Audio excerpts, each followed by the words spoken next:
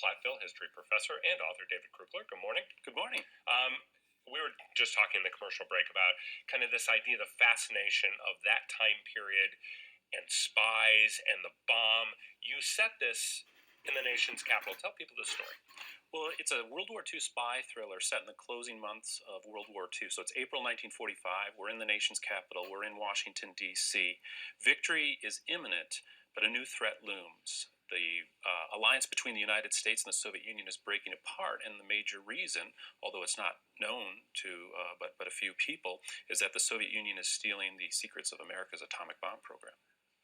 Goodness. And so it's set in D.C. I mean, we have a number of black and white images that we can show.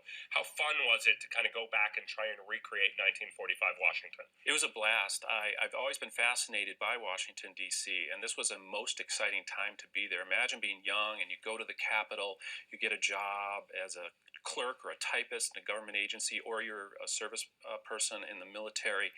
The city's bursting at the seams. Everyone's contributing to the war effort 24 hours, but around the clock, but they still want to have fun. Mm-hmm. How different was it for you to, and we kind of talked about this as well, to base this on history instead of writing just about history? It was a lot of fun because I was able to start with nothing and create something, but that was also kind of terrifying because as a historian, I'm used to starting with all my research and having a big stack of documents and making sense of that.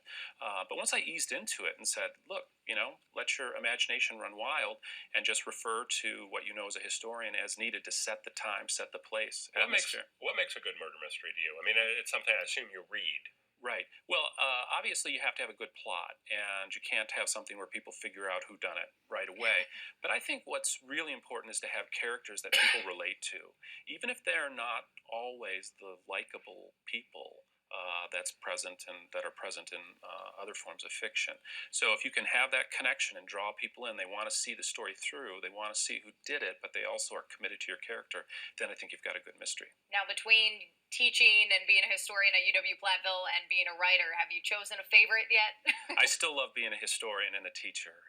I have a great job. I get up every day and I go in, and my students make my job exciting because they're always seeing history that's familiar to me in different ways, and that keeps it fresh for me. That's interesting. So there's a program you're going to have an opportunity to present this book tomorrow night at Mystery to Me, which is on Monroe Street. You're going to be interviewed by Doug Moe, wonderful guy. He's a visitor to this show a number of times. Tomorrow night, 7 p.m., 1863 Monroe Street, Mystery to Me bookstore. David Krugler, congratulations. Yeah. Thank you so much. Thanks for coming in. We appreciate it. Good luck with the new book. Thank you so much. Thanks for coming in. Reading it. My pleasure.